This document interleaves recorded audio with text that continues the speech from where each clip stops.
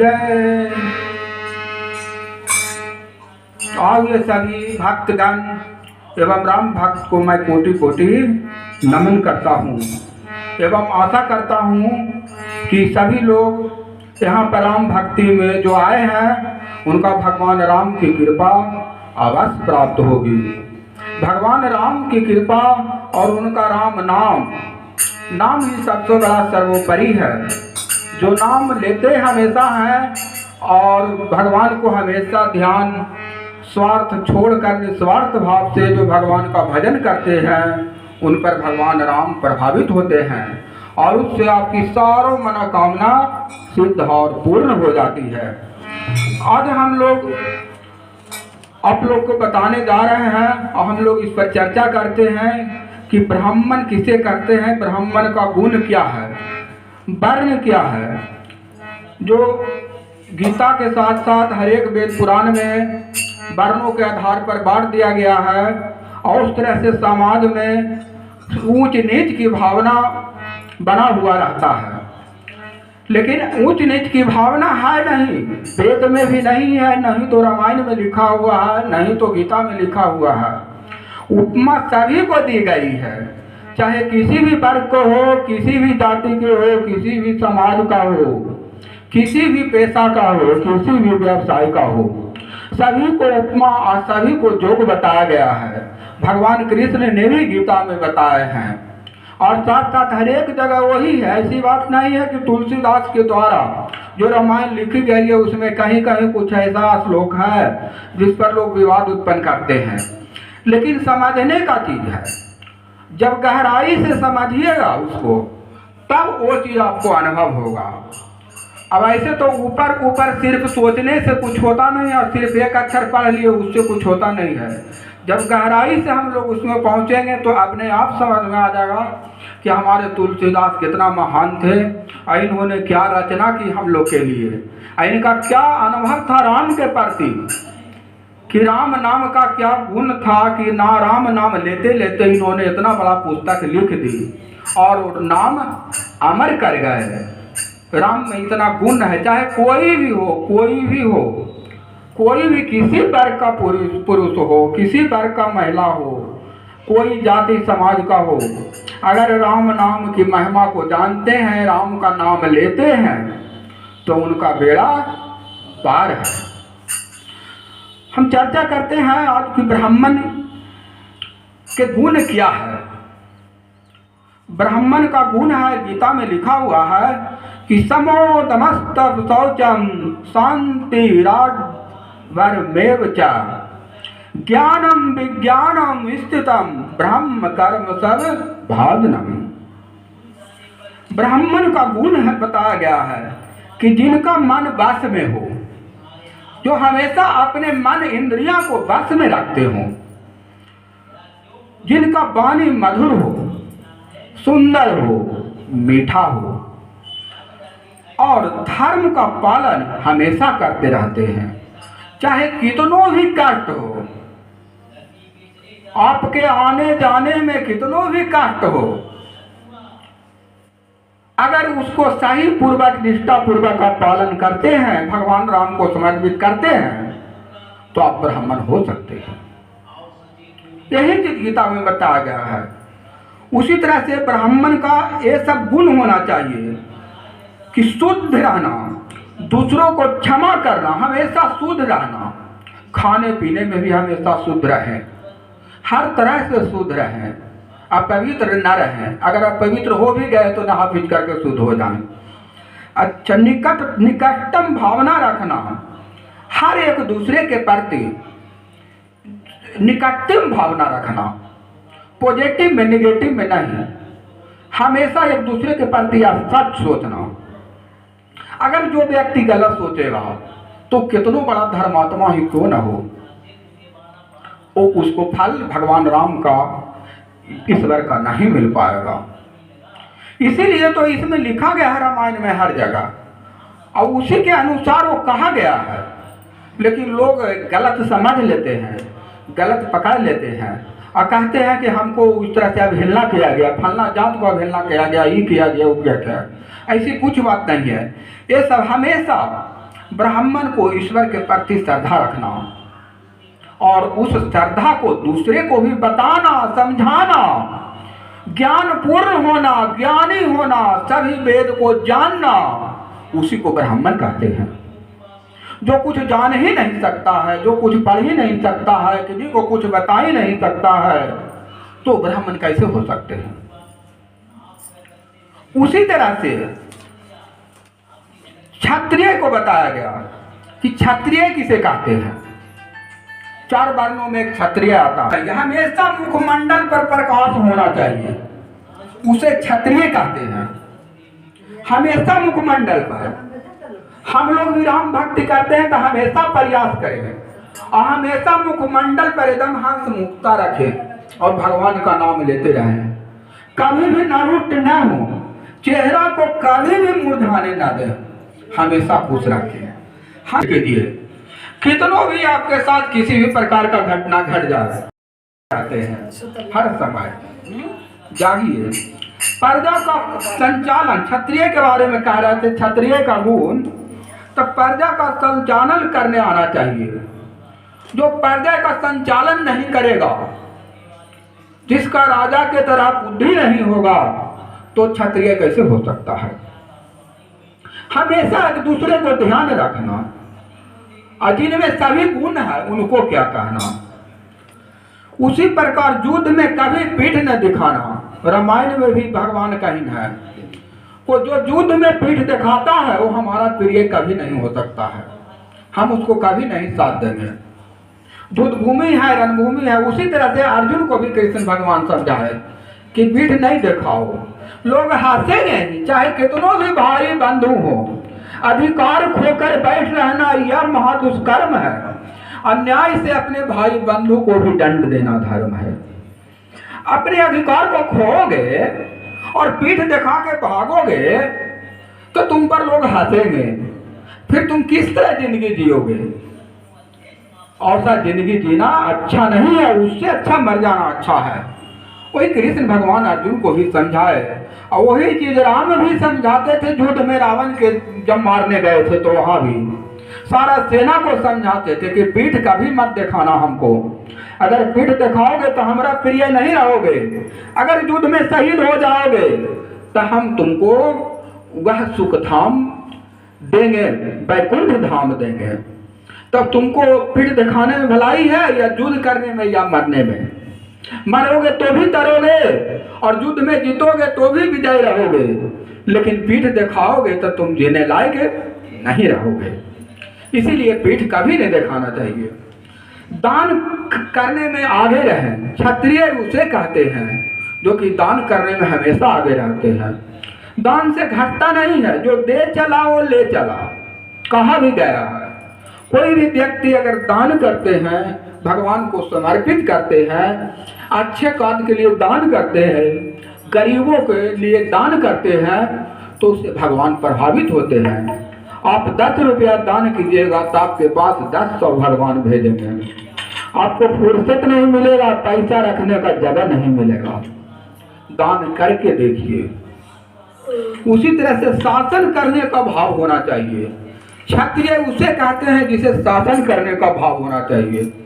जो शासन नहीं कर सकता, शासन करने का भाव नहीं होगा, तो उसे क्षत्रिय कैसे कहा जा सकता है? उसी तरह से एक वैश्य है। वैश्य किसे कहते हैं? वैश्य के भागवत गीता के अनुसार वैश्य को व्यापार माना गया है। जो व्यापार करते हैं, कृषि से संबंधित कार्य करते हैं, उसे वैश्य कहा गया है। लेकिन वैश्य में अगर देखा जाए या किसी भी संप्रदाय या किसी भी परिवार में या घर में देखा जाए, माता जी सुनिए, इधर कान लगा के इधर सुनिए, इधर मुंह कीजिए। किसी भी अवस्था में देखकर कान में नोचनी हो रहा है तो बाहर जाकर के नोच लीजिए बैठ करके। दिक्कत है दवा ले लीजिए घर में जा करके, और न तो दुकान पर मेरा क्लिनिक पर आ जाइए, दवा ले लीजिए, दे देंगे आपको। अभी थोड़ा बर्दाश्त कीजिए। तो हर एक परिवार में सभी वर्ण के लोग रहते हैं। ऐसी बात नहीं है कि जाति के आधार पर कुछ कोई वर्ण का निर्धारण नहीं है, और कहीं ऐसा नहीं है। और न तो वेद में लिखा हुआ है, न तो गीता में लिखा हुआ है। हर एक जगह कर्म के अनुसार उसका वर्ग का निराकरण है, और कर्म के अनुसार जो जैसा करता है उसी तरह से उसका वर्ण दिया, उसी तरह से उसका नाम दे दिया गया।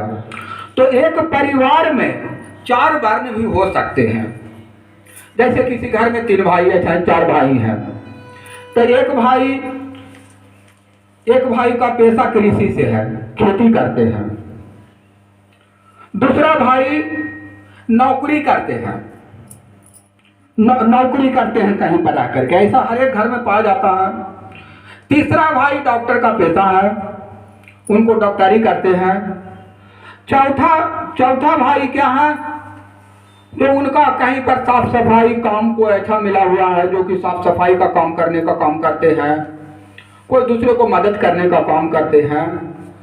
तो एक वर्ण में सभी तरह के, एक परिवार में सभी तरह के वर्ण जाति हो सकते हैं कि वो अलग अलग उनको काम के आधार पर, अगर जो व्यापार करते हैं, कृषि करते हैं, तो उसको वैश्य के दृष्टि से देखा जाएगा। अगर कोई भाई बलशाली है, हमेशा बहुत बड़ा नेता है, हमेशा बाहुबली रहते हैं, हमेशा प्रजा पर ध्यान देते हैं, अच्छे चुनाव जीते हैं, अच्छा पालन करते हैं, तो उनको क्षत्रिय कहेंगे। उसी तरह से जो डॉक्टर कर रहे हैं, अगर एक ही घर में परिवार है, एक भाई डॉक्टरी पेशा है उनका, तो उनको क्या कहेंगे, उनको वैश्य कहेंगे। उसी तरह से कोई भाई ऐसा है जो कि साफ सफाई के काम करते हैं, कहीं पर भी साफ सफाई उनका काम मिला हुआ है, करते हैं, अच्छा उसी में सुखी संपन्न से रहते हैं, उसी में जीविका को चलाते हैं, तो उनको क्षुद्र के रूप में देखा जाएगा। तो उसी तरह से सबके सेवा की भावना, जिसे नौकरी करते हैं, अगर नौकरी करते हैं तो उनको भी क्षुद्र के अंतर देखा गया है, यह देखा जाता है कि नौकरी का काम क्या है, नौकर, तो उनको भी शूद्र से, हर एक परिवार, सारा दुनिया शूद्र ही है। और शूद्र के बारे में कहा भी गया है कि शूद्र का कि मित्र जन्मते जायते क्षुद्र, मित्र जन्मते जायते क्षुद्र कर्मण्यादि जूझते। कोई भी व्यक्ति है जो क्षुद्र ही पैदा लेता है, लेकिन वह कर्म के आधार पर वह ऊंचा पहुंचता है। उसी से कहा गया कि मित्र जन्मते जायते क्षुद्र कर्मण्यादि जूझते। वही चीज गीता में बताया गया है। हाँ, उसी तरह से आपको बता रहा है, गीता में बताया गया शूद्र। अब शूद्र किसको कहते हैं, तो जो अपने शूद्र के बारे में कहा गया है कि परिचार्यात्मक कर्म शूद्रयापि स्वभाव जमा, सेवा से युक्त कर्तव्य शूद्र का स्वाभाविक गुण है। जो सेवा करते हैं, जो दूसरों को सेवा करने का काम करते हैं, वह शूद्र कहलाते हैं।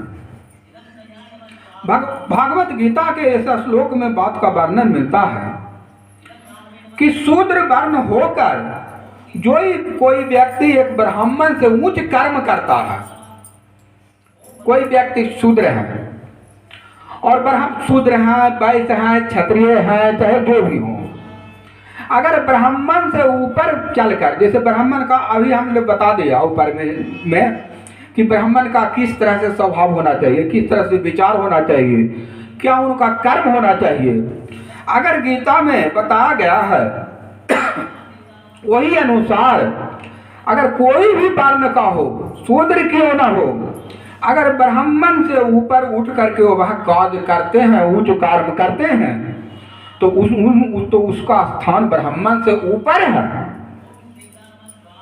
जो ब्राह्मण का काम है, अगर वही एक शूद्र व्यक्ति कर रहा है, उनसे ऊपर उठ करके कर रहा है, तो ब्राह्मण से ऊपर होगा कि नहीं, आप ही लोग विचार कीजिए। अवश्य होगा। चाहे भगवान का भक्ति हो, चाहे पूजा पाठ हो, चाहे अपने आप को सही ढंग से रखना या उस तरह से पालन करना, वही लोग ब्राह्मण होते हैं। इसमें तनिक भी संदेह नहीं है। कोई भी जन्म से वो जाति नहीं लिखा जाता है, बल्कि कर्म से जाति लिखा जाता है। और वही कर्म सोई जागिए जागिए, पाल गोविंद जी बलेश्वर जी जागिए, तो जन्मे के आधार पर नहीं किया जाता है, कर्म के आधार पर किया जाता है। और जो भी वर्ण का विभाजन किया गया उसको कर्म के आधार पर किया गया। इसीलिए चाहे किसी वर्ण का क्यों ना हो, अगर ब्राह्मण का जो नियम है उससे ऊपर उठ करके अगर जो कार्य करता है तो ब्राह्मण से भी ऊपर माना जाता है। लेकिन अगर ब्राह्मण होकर के आज देखा गया कि ब्राह्मण लोग बहुत से कम मिलेंगे, हमेशा कुछ ना कुछ उल्टा सीधा करते रहेंगे, इधर उधर मीट मछली बहुत खाते रहेंगे, तो उसको उनको कैसे कहा जाएगा। लेकिन जो ब्राह्मण के नियम जो है बना है और वेद शास्त्र में जो लिखा हुआ है, अगर उससे ऊपर उठ करके आप कार्य करते हैं तो आपको ब्राह्मण से भी ऊपर दर्जा मिलेगा। इसमें तनिक भी भावना और तनिक भी संदेह नहीं है। खुद से खुद ही को गर्जुदा कर दिया और खुदा की कसम खुद खुदा हो गया। एक तो मुस्लिम कवि ने इस तरह से लिखा है कि खुद को खुद ही से गर्जुदा कर दिया और खुदा की कसम खुद खुदा हो गया। मैंने खुद को खुद ही से अपने आप को इस कर्म से, इस समाज से सबसे अलग कर लिया।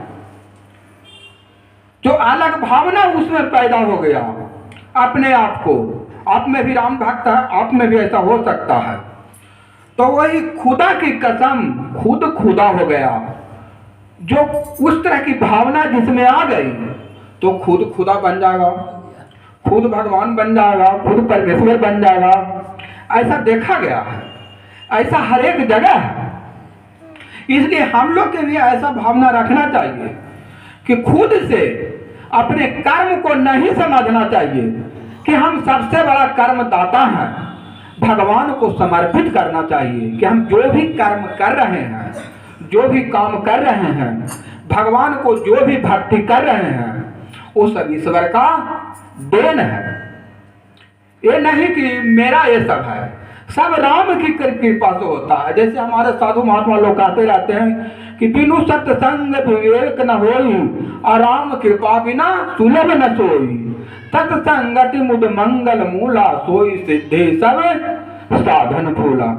सब भगवान की कृपा से होता है। मति कीरति गति भूति भलाई, अजय जहाँ जतन जहाँ जही पाई, सो जाने सत्संग प्रभाव अलोक कहु वेदना आन उपाऊ।